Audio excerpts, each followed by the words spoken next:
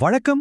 ரொம்பவே மனசுக்கு ஆறுதலும் அமைதியும் தரக்கூடிய இந்த தெய்வீக விளக்க காட்சிக்கு உங்களை அன்போடு வரவேற்கிறேன். இன்னைக்கு நம்ம பார்க்க போறது முருகப்பெருமான் தம்மோட பக்தர்களுக்கு நேரடியா சொல்ற ஒரு வலிமையான செய்தி. இறைவா, எனக்கான விடிவு காலம் எப்போதான் வரும் அப்படின்னு நம்மள பலரும் பல நேரங்கள்ல ஏங்கி இருப்போம் இல்லையா? அவங்க எல்லாருக்குமான ஒரு நேரடி பதில் தான் இது. இந்த விளக்க காட்சி வெறும் வார்த்தைகள் கிடையாதுங்க, நம்ம வாழ்க்கையில புது வெளிச்சத்தை தரப்போற ஒரு மிகப்பெரிய நம்பிக்கை. வேலுண்டு வினையில்லை, மயிலுண்டு பயமில்லை, வேல் வேல் முருகா, வெற்றிவேல் முருகா. இந்த வரிகளை கேட்கும்போதே நமக்குள்ள ஒரு அசாத்தியமான தைரியமும் பாசிட்டிவ் எனர்ஜியும் பிறக்குது இல்லையா? நம்ம கவலைகள் எல்லாத்தையும் சுக்குநூறா உடைக்கிற ஒரு மிகப்பெரிய கவசம்தான் இந்த மந்திரம். இந்த அமைதியான சூழலோட ஒரு முழுமையான ஈடுபாட்டோட இந்த தெய்வீக செய்திக்குள்ள நாம இப்போ நுழையலாம். சரி, இப்போ நாம இதுக்குள்ள ஆழமா போகலாம். பகுதி 1, மங்களகரமான தெய்வ வருகை. முருகப்பெருமான் வெறும் வார்த்தைகளா மட்டும் நம்மகிட்ட வரலங்க. அவர் மஞ்சள் மற்றும் குங்குமத்தோட நேரில் வருவதா சொல்றாரு. இந்த மஞ்சள் குங்குமம் எதை குறிக்குதுன்னு உங்களுக்கு தெரியும் இல்லையா? ஆமாம், இது முழுமையான தூய்மை மற்றும் மங்களத்தின் குறியீடு. உங்க வாழ்க்கையிலேயே நீ எல்லாமே நன்மையாதான் நடக்கப் போகுது அப்படிங்கிறதுக்கான ஒரு நேரடி உத்தரவாதம் தான் இது.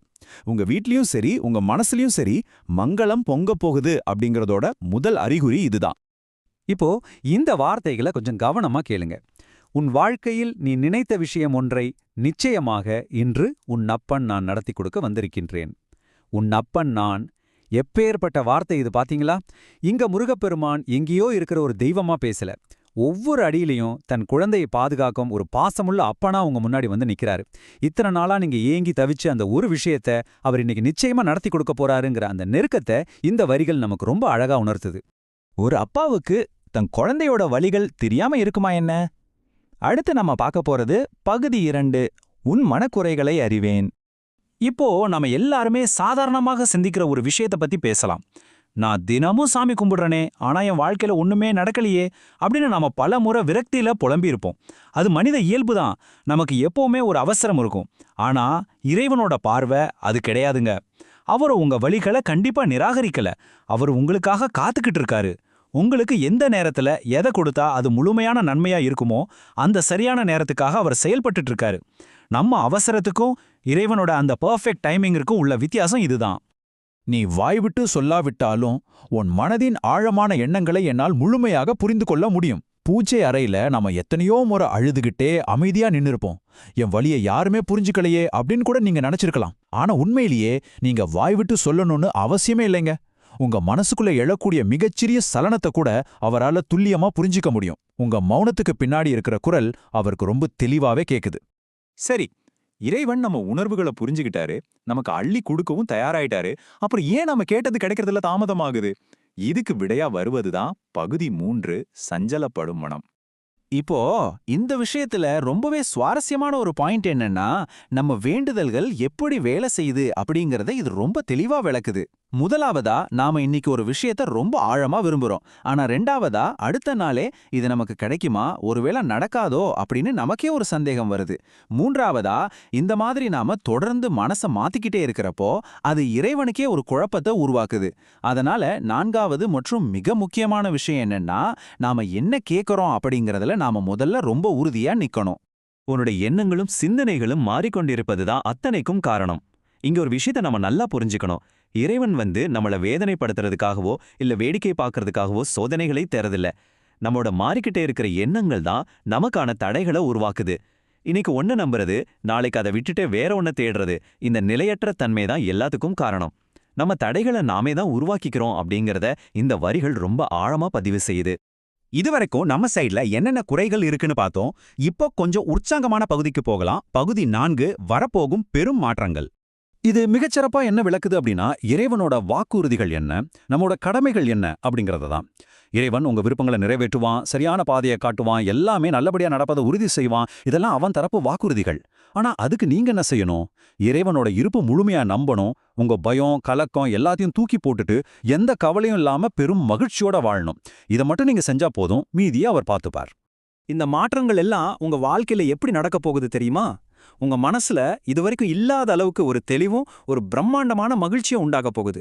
நீங்க எப்படி நினைச்சீங்களோ அப்படியே உங்க ஆசைகள் நிறைவேறும். ஒரு நிழல் மாதிரி இறைவன் எப்பவுமே உங்க கூடவே இருப்பான். இது எல்லாத்துக்கும் மேல இனி உங்களுக்கு வரப்போற இந்த நன்மைகளை யாராலும் எந்த சக்தியாலும் தடுத்து நிறுத்தவே முடியாது. இது சத்தியமான ஒரு உறுதிமொழி. நான் இருக்கும் பொழுது உனக்கு எல்லாமும் நல்லபடியாகவே நடக்கும் என்பதனை நீ தெரிந்து கொண்டால் அது போதும். இந்த வரிகளை ஒரு சில வினாடிகள் அப்படியே ஆழமா உள்வாங்கிக்கோங்க. எவ்வளோ பெரிய ஒரு ஆன்மீக பலத்தை இந்த வார்த்தைகள் நமக்கு கொடுக்குது. நீங்க வேற எந்த பெரிய விஷயமும் செய்ய தேவையில்ல. அவர் நம்ம கூடவே இருக்காரு அப்படிங்கிற அந்த ஒற்றை உண்மையை முழுமையா உணர்ந்துகிட்டீங்கன்னா அதுவே உங்க வாழ்க்கையில எல்லாத்தையும் நல்லபடியா மாத்திரும். இப்போ நாம இந்த பயணத்தோட இறுதி பகுதிக்கு வந்துட்டோம். பகுதி 5, முழுமையான சரணாகதி. நம்மோட சாதாரண மனித பார்வையில தான் நிறைய விஷயங்கள் சாத்தியமே இல்லை அப்படின்னு தோணும். ஆனா இறைவனோட பார்வையிலேருந்து பார்த்தா இந்த பிரபஞ்சத்துல முடியாதது, நடக்காதது அப்படின்னு எதுவுமே கிடையாதுங்க.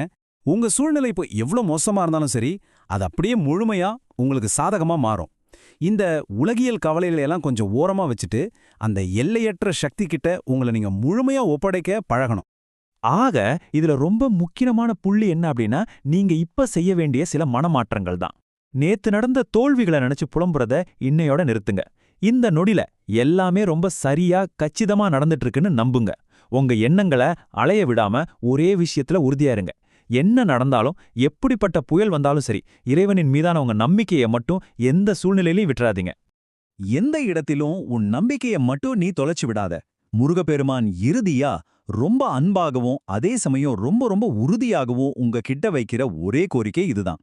வாழ்க்கை உங்களை எவ்வளவு தூரம் கீழே தள்ளினாலும் சரி, அந்த நேரத்துல நீங்க கெட்டியா புடிச்சுக்க வேண்டிய ஒரே கயிறு இந்த நம்பிக்கை மட்டும்தான். நம்பிக்கை இருந்தா இங்க எல்லாமே சாத்தியம்தாங்க. நம்ம நிறைவு பகுதிக்கு வந்துட்டோம். இறுதியா ரொம்ப ஆழமான ஒரு கேள்வியோட உங்களை நான் விட்டு செல்கிறேன். தெய்வமே உங்களை காக்க உங்க முன்னாடி ஒரு அரணாக நிற்கும்போது உங்க மனசுல கவலைகளுக்கு ஏதுங்க இடம்? இந்த கேள்வியை பத்தி கொஞ்சம் ஆழமா சிந்திச்சு பாருங்க. உங்களை வாட்டி வதைக்கிற எல்லா கவலைகளையும் அப்படியே அந்த இறைவனோட காலடியில வச்சுட்டு இனி வரப்போற பிரம்மாண்டமான நன்மைகளுக்கான எதிர்பார்ப்போட உங்க வாழ்க்கையை ரொம்ப பாசிட்டிவா தொடங்குங்க. உங்களுக்கான விடிவெள்ளி இதோ தோன்றிடுச்சு.